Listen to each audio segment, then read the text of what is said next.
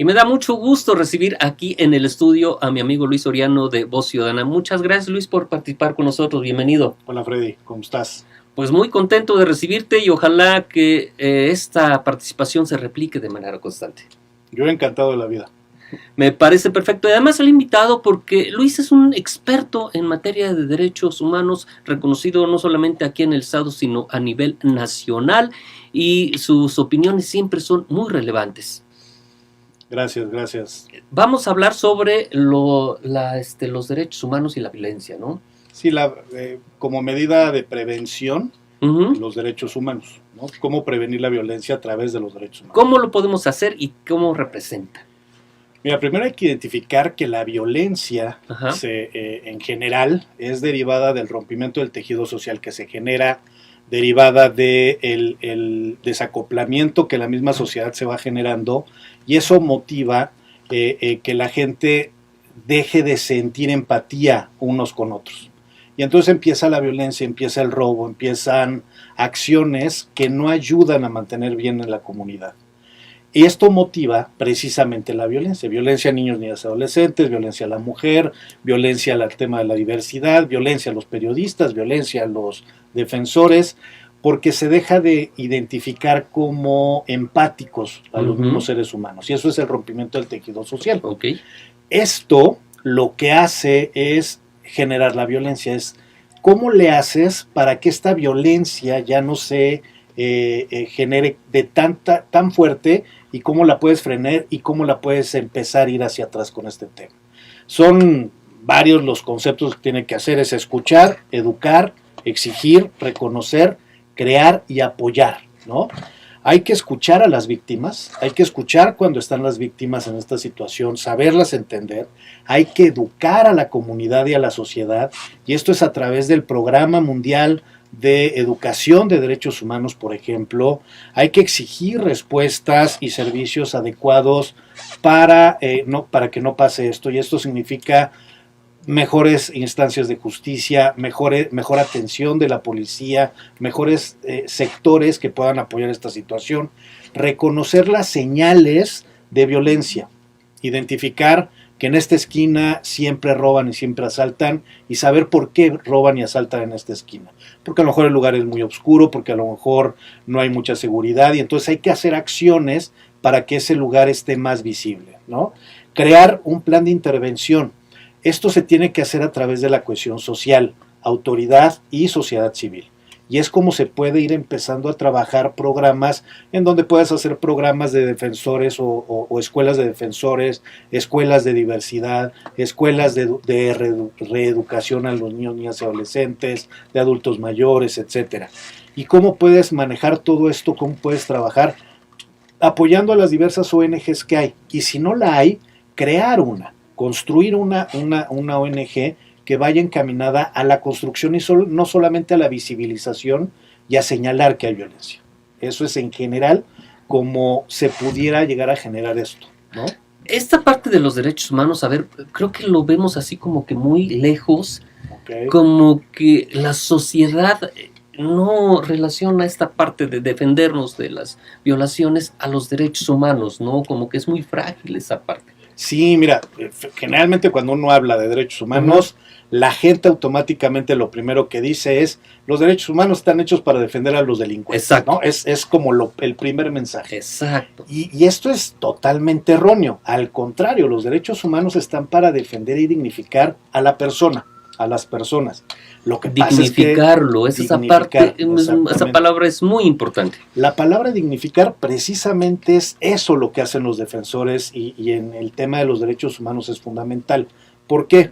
Porque tienes que dignificar a la víctima. La víctima la tienes que pasar de ser víctima a empoderarla, a que se vuelva un activista, un defensor. Y el delincuente generalmente lo que busca es, a través de ampararse, ¿no? Busca el amparo, ¿no? busca los procedimientos judiciales en donde se equivoca la autoridad para que ellos estén en una posición de víctima, que pasen de ser victimarios de algún delito a víctimas de Estado. Y entonces ahí es a donde entra el escenario, donde empiezan a decir que los derechos humanos están para defender delincuentes, y no. Una cosa es el procedimiento que a los probables responsables se les pueda llevar, y otro camino paralelo es el camino de la dignificación de las víctimas, que no tiene que ver necesariamente con esta situación. Y entonces, ¿pero qué hacen los derechos humanos? Lo dices muy bien, Freddy. O sea, los derechos humanos lo que buscan es dignificar a las personas, ¿no? Sí. O sea, y es desde la lógica de educar, preparar, prevenir, aleccionar, fomentar el tema de poderlos ayudar en este escenario para que no sean víctimas o se revictimicen dentro de las situaciones que se viven de manera cotidiana.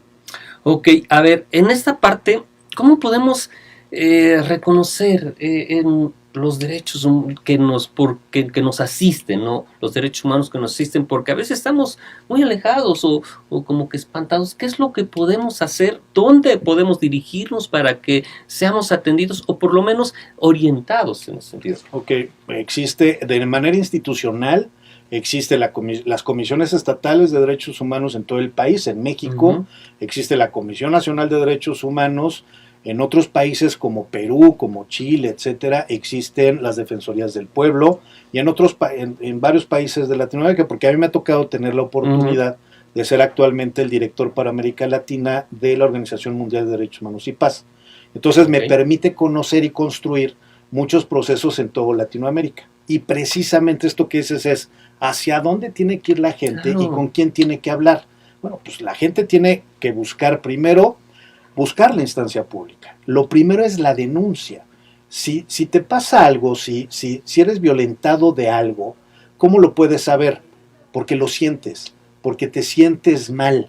En el momento que tú anímicamente te sientes mal porque hay otra persona que te hizo sentir mal, en ese momento tienes que prender las alertas y decir, esto puede ser una violación de mis derechos humanos, de mis derechos como mujer, mi derecho como niño adolescente, mi derecho como adulto mayor, y entonces es identificar qué es lo que está sucediendo. Si te hace sentir mal cómo actúa alguien contra ti o a ti, entonces probablemente hay una violación de derechos humanos. Y en ese momento lo que necesitas es empoderarte. Y en internet puedes buscar qué significa esto que está pasando. Está el violentómetro, por ejemplo, del tema de las violaciones a los derechos humanos de las mujeres. Está también las medidas de prevención para las niñas, niños y adolescentes en el tema de ser violentados en estas situaciones, de los adultos mayores, de las personas en situación de diversidad, de las personas con alguna discapacidad, inclusive los periodistas, los defensores de derechos humanos también viven estos escenarios. Ahora bien, no siempre las organizaciones o estos organismos públicos realmente cumplen con su tarea que tienen que cumplir, y de repente te terminan violentando, ¿no? O revictimizando. Y para eso también están las organizaciones de la sociedad civil. Como nosotros, como Voz Ciudadana, lo que hacemos es darle acompañamiento a las víctimas para direccionarlos a presentar su denuncia, a saber a qué instancia ir, etcétera, etcétera. Y ahí es a donde hay que irlos apoyando. Perfecto. ¿Te parece bien si acordamos otro espacio para ver estos temas en específico, abordar un tema en específico para que la gente tenga conocimiento de los derechos humanos y cuándo es violentada? Porque a veces no nos damos cuenta de que fuimos violentados, y si no ponemos un alto, a veces se repite este escenario y terminamos, pues a veces muy mal. Sí, claro que sí. De entrada, ¿dónde pueden contactarse contigo? En mi Twitter, por ejemplo, es @Luis Armando Soriano. En la página de Facebook, que también es Luis Armando Soriano, ahí nos pueden encontrar. Y en TikTok y en todas las cuentas estas que hay habidas y por haber, igual Luis Armando Soriano, ahí podemos ver. En TikTok subimos algunas cápsulas del tema de derechos humanos. En Twitter tratamos de compartir mucha información de la CEPAL, de la Organización Mundial de Derechos Humanos, etcétera. Y en Facebook generamos algunos también contenidos. Perfecto, ¿sí? Te agradezco mucho la oportunidad de dialogar y nos estamos saludando en otro espacio. Claro, sí. Gracias. Adiós.